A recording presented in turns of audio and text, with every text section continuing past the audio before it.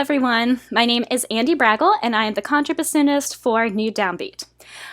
One of the things that I do on the side in addition to my gigs and my lessons is I'm an online ESL or English as a Second Language teacher.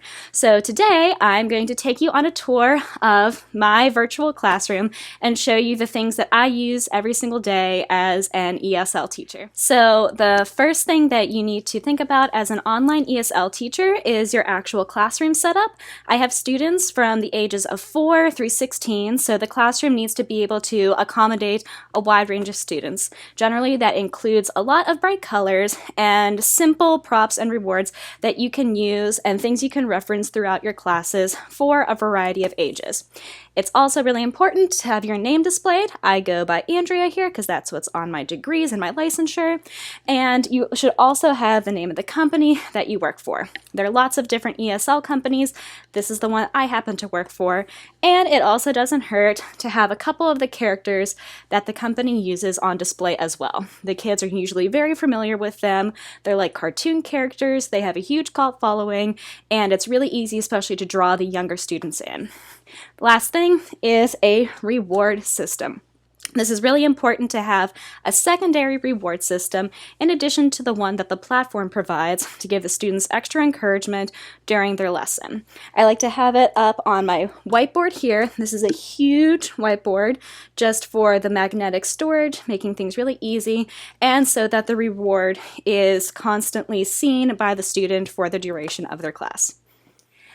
The next thing that's really important in an online ESL classroom is having some essentials. Because we are teaching online using the internet, it's really important to have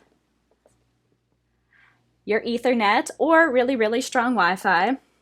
I prefer Ethernet just because it's significantly more reliable. It's also important to have a good quality headset with a microphone so that the student can clearly hear you.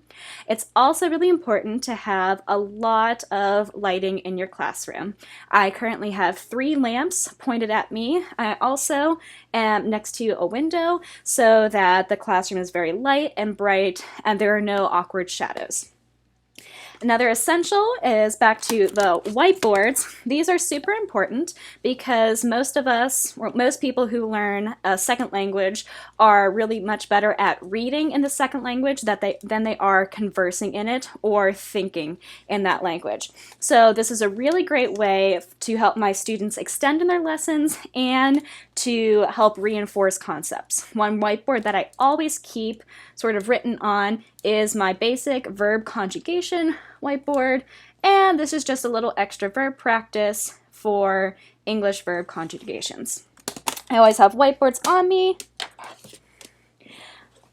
and I also have a whiteboard that is already stocked with one of my rewards. All right.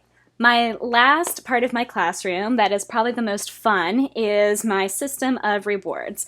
I like to use magnetic rewards because they're easy to store and they're very easy to see. I have a lot of different rewards, again, to appeal to the wide range of students that I teach. Some of them like to have rewards on the whiteboard, such as small games like tic-tac-toe or fill in a word blank, try to guess the spelling of a word, something like that. But since most of my students fall between the ages of 5 and 10, I like to do rewards such as build an ice cream cone. We also have make a pizza. And we have the super fun glitter rewards, which at present is my butterflies, my hearts, and my stars. And last but not least, it's really important to also have some sort of classroom friend in order to help model conversations and basic question and answer sentence frames. This is really important, especially for younger students, since they may just be parroting back a lot of the things you're telling them and may not quite grasp that they have to answer a question. One of the ways we do that is with a classroom puppet. This is Bubbles. Say hello, Bubbles. Hello.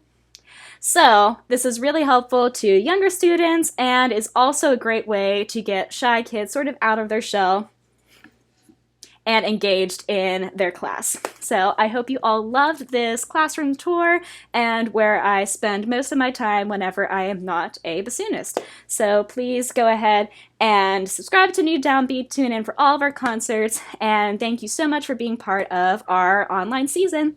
Bye!